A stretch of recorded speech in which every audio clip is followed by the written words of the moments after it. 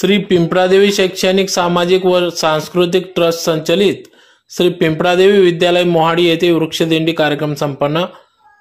याबाबत वृत्त असे की धुळे शहरातील मोहाडी येथील श्री पिंपळादेवी माध्यमिक उच्च माध्यमिक विद्यालय येथे वृक्षदिंडी कार्यक्रम आज दिनांक 20 जुलै 2024 रोजी सकाळी 8 वाजता श्री पिंपळादेवी विद्यालयापासून संपूर्ण मोहाडी परिसरातून भव्य अशी वृक्षदिंडी मिरवणूक जनजागृती रॅली या ठिकाणी काढण्यात आली। यावेळेस वृक्ष संवर्धन संदर्भात जनजागृती देखील करण्यात आली, ज्यात प्रामुख्याने झाडे लावा झाडे जगवा, वृक्ष लागवड काळाची गरज असे विविध घोषणा देत या ठिकाणी विद्यार्थी-विद्यार्थिनींनी वृक्षदिंडीमध्ये सहभाग नोंदविला। तर संपूर्ण मोहाडी परिसरात मिरवणूक जनजागृती रॅली काढून मोहाडी येथील नागरिकांना देखील आपापल्या घराजवळ परिसरात जास्तीत जास्त वृक्ष लावावे असे आवाहन या जनजागृती वृक्षदिंडी मार्फत करण्यात आले। प्रत्येक विद्यार्थ्याला एक झाड देऊन त्याचं वृक्षारोपण करून वृक्ष संवर्धनाची जबाबदारी देखील देण्यात आली असून या मागे 60 विद्यार्थ्यांच्या मागे एक शिक्षक अंतर्गत वृक्ष संवर्धन केले जाणार असल्याचे देखील सांगण्यात आले। तर कार्यक्रमाच्या सुरुवातीला उद्या दिनांक 21 जुलै 2024 रोजी गुरुपौर्णिमा असल्याने आज रविवार असल्याने आज शाळेच्या प्रांगणात गुरुपौर्णिमा असल्याने या ठिकाणी प्रतिमा पूजन करून गुरुपौर्णिमा दिवस देखील साजरा करण्यात आला। त्याचबरोबर शासनाच्या आदेशानुसार वृक्षदिंडीचा कार्यक्रम देखील या ठिकाणी घेण्यात आला।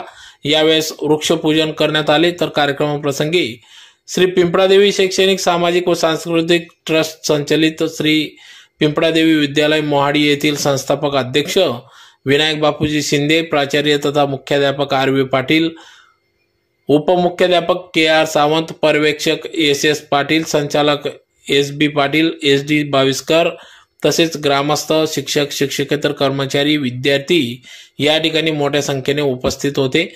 तर यावेळेस निसर्ग समितीचे अध्यक्ष प्रेमकुमार आहिरे, राज्य महासचिव संतोष पाटील, सिंदखेडा तालुका अध्यक्ष आर.आर. सोनवणे तसेच वारकरी या दिंडीमध्ये मोठ्या संख्येने सहभागी झाले होते। तर या कार्यक्रमासाठी श्री पिंपळादेवी विद्यालयातील शिक्षक, शिक्षकेतर कर्मचारी यांनी व विद्यार्थ्यांनी अथक परिश्रम घेतले।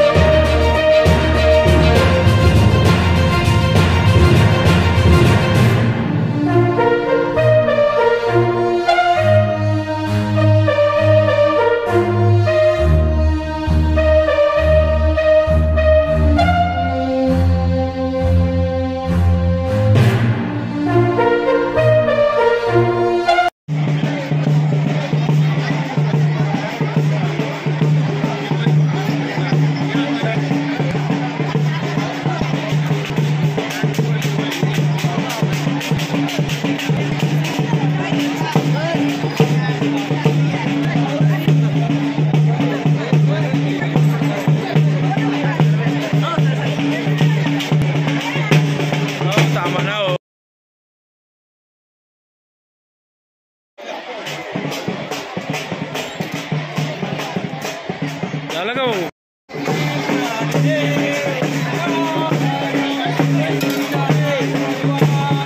सर मागे आओ.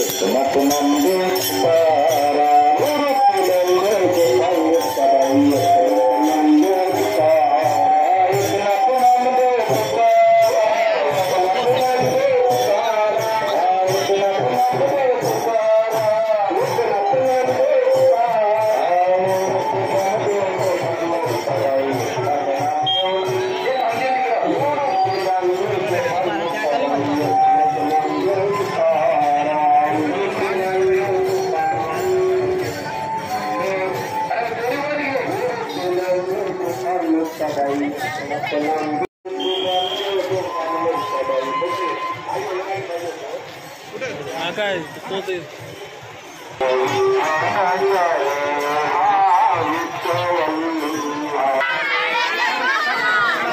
एक पेड़ बाकी ना, झाडे लावा झाडे जगवा. एक पेड़ बाकी ना.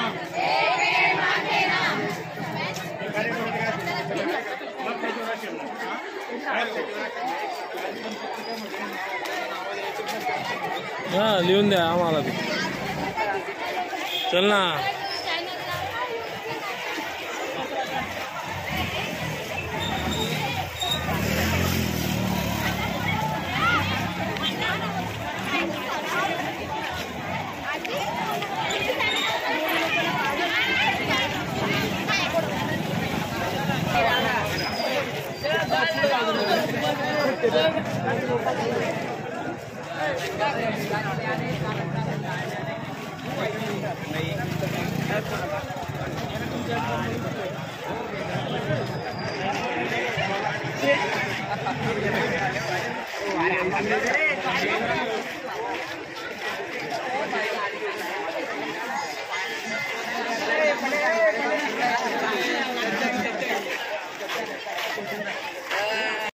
जे संकट येतात परीक्षार्थ्यांना, तर ती संकटांना आपल्याला सतत तोंड द्यावं लागतं बघा.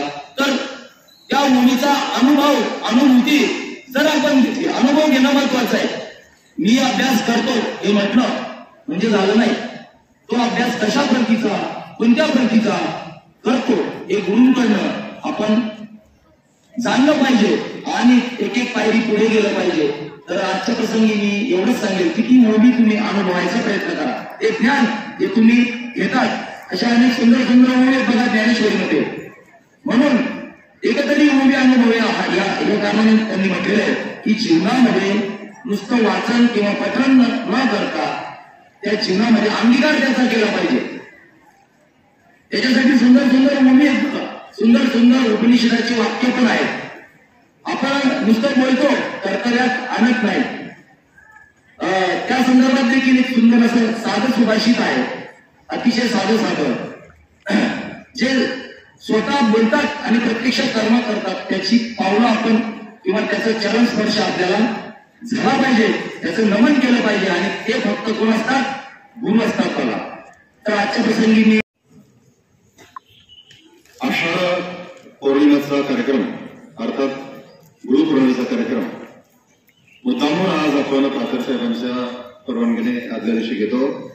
त्याचं कारण म्हणजे उद्या सुट्टी असल्या कारणानं आणि आज सकाळची शाळा आहे म्हणून म्हणजे ऊन नाही, त्याच्यासाठी हा कार्यक्रम आपण आदल्या दिवशी या ठिकाणी आयोजित केलेला आहे. विद्यार्थी मित्रांनो, मगापासून 5 मुलींनी आणि या ठिकाणी प्रास्ताविकाच्या माध्यमातून आणि सूत्रसंचालनाच्या माध्यमातून कापणीस बापूंनी आपल्याला गुरु म्हणजे काय, शिष्य म्हणजे काय, परंपरा काय त्यांच्या, आणि माणसाच्या जीवनामध्ये गुरुचं महत्व आणि स्थान हे त्या ठिकाणी विशद केले. आणि ज्यांच्यासाठी अशा प्रकारचे कार्यक्रमाचं आयोजन केलं जातं, असे तुम्ही सगळे बालकुमार की तुमच्या मनावर चांगल्या प्रकारचे संस्कार या माध्यमातून व्हावेत. आणि म्हणून ही गुरु पौर्णिमाची परंपरा अलीकडची नाहीये. ज्यावेळेस साक्षात व्यासांनी, ज्यांचा जन्मदिवस आज आहे आणि त्यांच्या जन्मदिवसाच्या निमित्तानेच गुरुपौर्णिमा साजरी केली जाते, अशा महर्षी व्यासांनी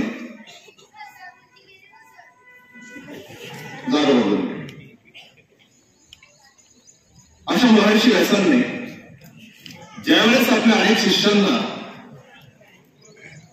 ज्ञान दिलं आणि ते शिष्य त्यांच्या ज्ञानाने प्रभावित झाले, आणि योगामुळे असा झाला की जेव्हा त्या ज्ञानदानाला सुरुवात झाली तो दिवस आषाढ पौर्णिमेचाच होता, म्हणजे त्यांचा जन्मदिवसच होता. आणि म्हणून महर्षी व्यासांच्या शिष्यांनी त्या दिवसापासून, म्हणजे आजपासून हजारो वर्षापूर्वीपासून महर्षी व्यासांचा जन्मदिवस हा गुरु पौर्णिमा म्हणून साजरा करण्याचं ठरवलं. हजारो वर्षांची ही परंपरा गुरु पौर्णिमेची आहे. मगाशी या ठिकाणी एक विद्यार्थ्यांनी बोलता बोलले की आता शिक्षण पद्धती बदललेल्या आहे, आणि शिक्षण पद्धती बदलल्याच्यामुळे गुरु आणि शिष्य आता ना त्यांच्या घरी ना शिष्याच्या घरी विशिष्ट ठिकाणी एकत्र आलेले आहेत. त्याला आपण शाळा, त्याला आपण समूह असं म्हणतो.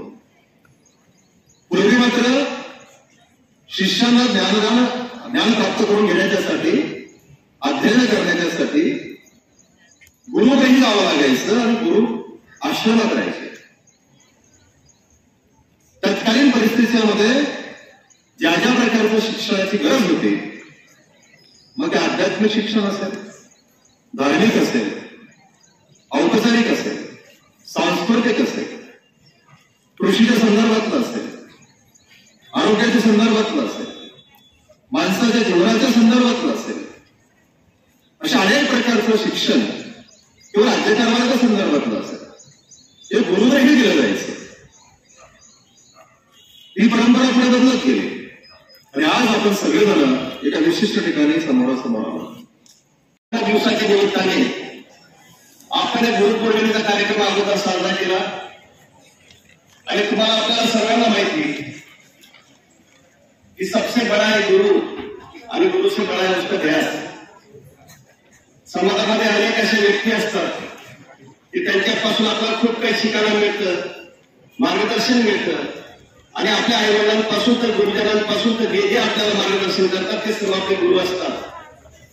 आणि नुसतं गुरु करून चालणार नाही तर गुरुविषयी आपल्याला प्रेम असले पाहिजे, आस्था असली पाहिजे, ध्यास असला पाहिजे. आणि म्हणून आपण चांगल्या गोष्टींचा संकल्प या गुरुपौर्णिमेच्या निमित्ताने करणार आहोत. सगळ्यात छानपैकी मार्गदर्शन आपल्या विद्यालय सन्माननीय मुख्याध्यापक सावंत सरांनी सांगितलं की अग्नीच्या देवतेपासून तर पावसाच्या देवतेपासून तर महर्षी व्यासांचा जन्म काय झाला, त्याचं कार्य काय आहे आणि विचारपीठाला व्यासपीठ आपण कसं संबोधतो या संदर्भामध्ये सावंत सर असतील, कापडे सर असतील यांनी मार्गदर्शन केलं. सर्व लाडक्या माझ्या विद्यार्थ्यांना गुरुपौर्णिमेच्या निमित्ताने आदरणीय बापूजी आणि सर्व प्रमुख अतिथी आमच्या सगळ्यांच्या वतीने हार्दिक शुभेच्छा.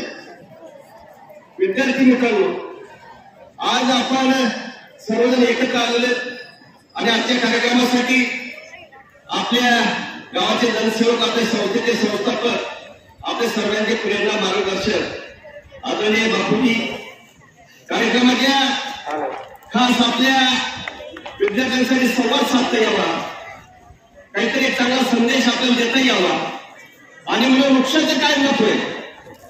नुसतं वृक्षारोपण करून चालणार नाही, तर वृक्षाचं सुद्धा संवर्धन आपल्याला करायचंय. आणि आज ग्लोबल वॉर्मिंगच्या माध्यमातून आपण जे काही पाहतोय की जून महिना सुरू झाला, पावसाळा सुरू झाला, अजूनही काही ठिकाणी पाऊस नाही, काही ठिकाणी खूप ढग फुटीसारखा असा पाऊस पडतो आणि मग काही ठिकाणी खूप पाऊस होतो, अतिवृष्टी होते, काही ठिकाणी पाऊसच पडत नाही. आणि या सर्व याच्या माध्यमातून आज आपण आपल्या शाळेमध्ये, आपल्या गावामध्ये वृक्षदिंडीचा, वृक्षारोपणाचा आणि वृक्ष संवर्धनाचं महत्व कळावं याच्यासाठी जे कार्यक्रमाचं आयोजन केलेलं आहे. या कार्यक्रमासाठी जे निसर्ग मित्र समितीचे संस्थापक आहेत असे प्रेमकुमार आयरे सर, की ज्यांना छत्रपती अवॉर्ड या निसर्ग मित्र समितीला राज्याचं मिळालेलं आहे. त्याचबरोबर हे राज्याचे संघटक म्हणून काम करतात आणि संपूर्ण धुळे जिल्ह्याने राज्यभर मार्गदर्शन करतात. एक हाडाचे शिक्षक होते, एक चांगले 28 वर्षे कर्तव्यदक्ष केंद्रप्रमुख होते, सेवानिवृत्त झाले, पण समाजासाठी स्वतःसाठी कोणी जगतं. आपले बापूजी नेहमी म्हणतात की पशु पक्षी सुद्धा स्वतःसाठी जगतात, पण दुसऱ्यासाठी जगण्यामध्ये ज्याला आनंद असतो, असे या वृक्ष लागवडीचे, वृक्षारोपणाचे, वृक्ष संवर्धनाचे, वृक्ष या निसर्ग मित्र समितीच्या माध्यमातून जे महत्वपूर्ण निर्णय काम करतात. असे संतोष आबा पाटील इथं आलेले, त्यांचं मी आपल्या सर्वांच्या वतीने स्वागत करतो. त्याचबरोबर शिंदखेडा तालुक्याचे या निसर्ग मित्र समितीचे अध्यक्ष असलेले सोनवणे सर आलेले, त्यांचे स्वागत करतो. आपल्या गावाचे भरणी मंडळ आलेले, त्यांचं स्वागत करतो. आपल्या विद्यालय संलग्न विश्वस्त आणि आपले सेवानिवृत्त उपमुख्याध्यापक बापूसाहेब पाटील, बापूसाहेब बाविस्कर सर, माझे सर्व सहकारी शिक्षक, शिक्षिका, शिक्षक कर्मचारी, बंधू भगिनी, लाडके माझे सर्व छोटे छोटे विद्यार्थी, विद्यार्थिनी, बंधू आणि भगिनी. परिणाम आहे म्हणजे वृक्षाची तोड झाली, वृक्ष कमी झाले, झाडं झुडपं कमी झाली, निसर्गाचा ऱ्हास झाला आणि त्याच्यामुळे तापमान वाढलं. आणि तापमान वाढल्यामुळे आपण सर्वांचं जीवन, मानव जातीचं जीवन धोक्यात आलेलं आहे. आणि म्हणून आपल्याला आणि पुढच्या पिढीला जर जगायचं असेल तर आपल्याला वृक्ष लागवडीशिवाय पर्याय नाही. नुसतं वृक्ष लागवड करून चालणार नाही, तर त्याचं संवर्धन करणं सुद्धा तुमची, आपली सर्वांची एक राष्ट्रीय कर्तव्य म्हणून, एक माणूस म्हणून आपली जबाबदारी, भारतीय म्हणून आपली जबाबदारी. आणि म्हणून यावर्षी आपल्या धुळे जिल्ह्याचे जिल्हाधिकारी अभिनव गोयल साहेब, सर्वांना ते नाव लक्षात असलं पाहिजे, आपल्या धुळ्याचे जिल्हाधिकारी कोण आहेत? अभिनव गोयल साहेब. त्यांनी आपल्या शिक्षण विभागाला एक कार्यक्रम दिलेला आहे की आपल्या शिक्षण विभागाला 3 लाख वृक्ष लावायचे. आणि 3 लाख वृक्ष कोण लावणार? शिक्षण विभाग म्हणजे शिक्षण विभागामध्ये कार्यरत असलेले सर्व विद्यार्थी, सर्व शिक्षक, सर्व शाळा, महाविद्यालय, हे सर्व अकोले पॅटर्नच्या माध्यमातून एक मूल आणि एक झाड या पद्धतीने त्याची लागवड करणार. आणि सर्वच विभागाला जे टार्गेट दिलेलं आहे आणि अशा पद्धतीने ग्रामपंचायत असेल, नगरपालिका असेल, महानगरपालिका असेल किंवा गावकरी असतील, ग्रामस्थ असतील, मंडळ असतील, सेवाभावी संस्था असतील, 50 लाख वृक्ष आपल्या धुळे जिल्ह्यामध्ये त्याची लागवड करायची आणि त्याचं संवर्धन सुद्धा आपल्याला करायचे. विद्यार्थी मित्रांनो, आपल्या शाळेमध्ये आदरणीय प्रमुख अतिथींशी मी बोलत होतो की प्रत्येक मुलाला जे आपण झाड लावणार आहोत, आपल्या देशाचे पंतप्रधान त्यांनी एक गोष्ट केलेली नरेंद्र मोदी साहेबांनी की एक पेड माँ के नाम, म्हणजे आपल्या आईच्या साठी, आई असली तरी नसली तरी तिच्या स्मृतीत प्रत्येक व्यक्तीने, प्रत्येक भारतीयाने एक झाड यावर्षी लावायचे. आणि म्हणून आपल्या शाळेमध्ये प्रत्येक विद्यार्थी एक झाड लावला. आणि मला खूप आनंद झाला.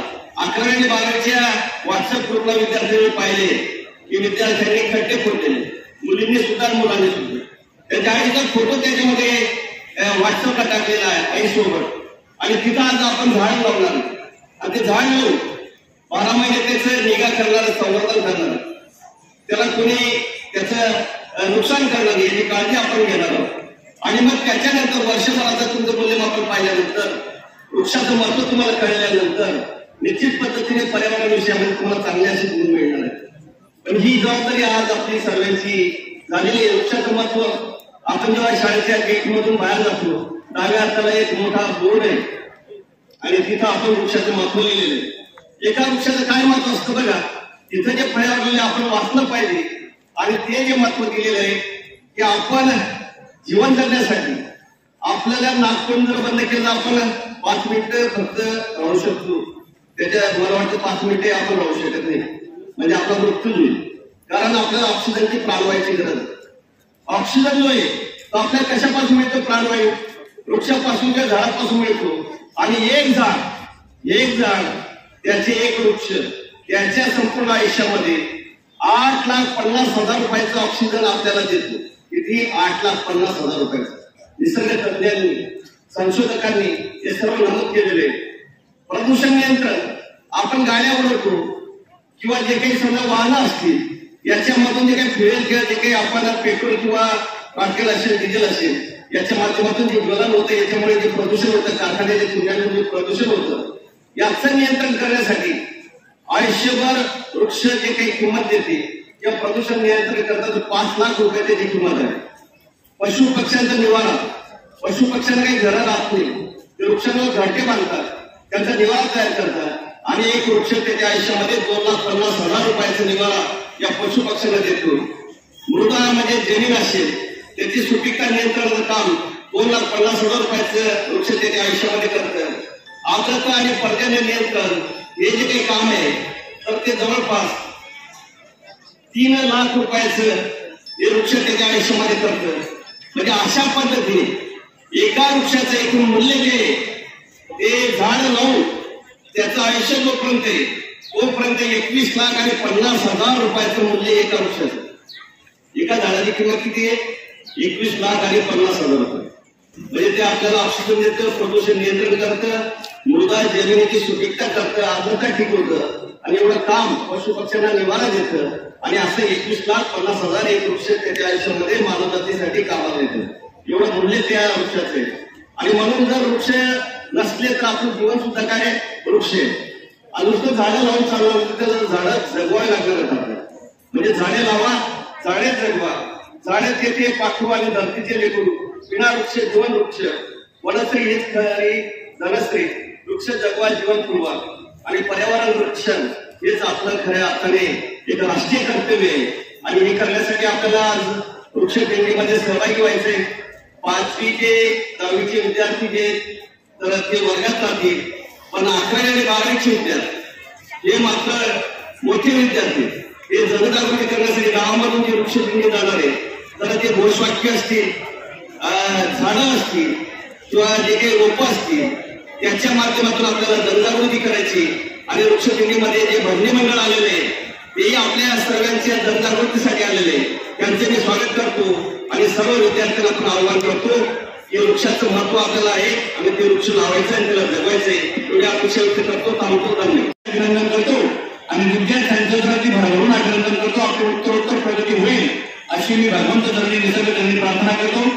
आणि आपल्याला सगळ्यांना उद्या गुरुपौर्णिमा आहे, गुरुपौर्णिमेच्या भरभरून शुभेच्छा देतो. उद्याच्या दिवशी लक्षात घ्या, आईची प्रीती, लक्षात घ्या, आईची प्रीती, वडिलांची भीती आणि गुरुजींची नीती, या 3 गोष्टी ज्याच्याकडे असतील तो आयुष्यामध्ये यशस्वी होतो. त्याला कुणाकडेही हात पसरावे लागत नाही. आई प्रेम करते, आईशी प्रेमानेच वागा. वडिलांची भीती राहू द्या, म्हणजे आपला रस्ता चुकणार नाही. आणि गुरुजींची नीती म्हणजे माणूस, ही संस्था म्हणजे माणूस घडवण्याचं हे एक कारखाना आहे. शिक्षकांनी सांगितलं कोणत्याही प्रकारचा राग येऊ द्यायचा नाही, अभ्यास वेळेवर करायचा, नीती म्हणजे माणूस. आणि म्हणूनच या 3 गोष्टी ज्याच्याकडे असतील तो खऱ्या अर्थाने गुरुपौर्णिमा साजरी करू शकतो. आणि म्हणून या 3 गोष्टींना खूप महत्व आहे. या ठिकाणी वृक्षदिंडी व वृक्ष लागवडीचं शासनाच्या आदेशाप्रमाणे आज आयोजन केलेलं आहे. आणि त्याचप्रमाणे अतिशय उत्तम असं नियोजन मुख्याध्यापक तथा प्राचार्य आणि सर्व शिक्षक बंधू भगिनी, संस्था चालक यांनी केलेलं आहे. आणि त्यानुसार आज प्रथमतः वृक्षदिंडी काढण्यात आली. आणि त्या ठिकाणी मग वृक्ष लागवड, जेथे असेल जमीन पड तेथे करा वृक्ष लागवड, या प्रमाणाचे या घोषवाक्यानुसार त्या ठिकाणी वृक्ष लागवड होणार आहे. आणि अतिशय त्या नियोजनामध्ये सर्व विद्यार्थी, पालक, संस्था चालक सर्वांनी अतिशय उत्तम असा भाग घेऊन सर्व ग्रामस्थांनी भाग घेतलेला आहे. आणि त्या ठिकाणी हे उपनगर, मोहाडी उपनगर धुळे जिल्ह्यामध्ये, धुळे शहरामध्ये ऑक्सिजन झोन तयार होईल अशी संकल्पना आहे. जेणेकरून या ठिकाणी ऑक्सिजन झोन तयार झाल्यावर आपल्याला कोणत्याही आजाराचा थारा राहू शकत नाही आणि ते अतिशय उत्तम असं नियोजन केलेलं आहे. आणि म्हणूनच त्या ठिकाणी या ठिकाणी आमची निसर्ग मित्र समिती देखील या ठिकाणी सामील झालेली आहे. आमचे त्या ठिकाणी संस्थापक प्रेमदादा आहेरे आणि आमचे आर सोनवणे आबा तसंच त्या निसर्ग मित्र समितीचे सर्व सदस्य या ठिकाणी उपस्थित आहेत. त्यांचे या ठिकाणी सहकार्य आम्ही लाभलेलं आहे आणि म्हणूनच या ठिकाणी मी सर्वांचं कौतुक करतो, विद्यार्थ्यांचंही कौतुक करतो. विशेष म्हणजे या ठिकाणी एक बाब मी नमूद करू इच्छितो की प्राचार्य आदरणीय बापूसाहेब आर्वी पाटील यांनी अतिशय उत्तम नियोजन केलेलं आहे. सर्व विद्यार्थ्यांना एक मूळ एक झाड आणि 60 विद्यार्थ्यांमागे एक शिक्षकाला त्या ठिकाणी सुपरवायझर म्हणून नेमलेलं आहे आणि म्हणून झाड लावलं त्याचं संवर्धन आणि त्या ठिकाणी त्याचं सर्व त्या ठिकाणी अपडेट घेऊन विद्यार्थ्यांना मूल्यांकन होणार आहे.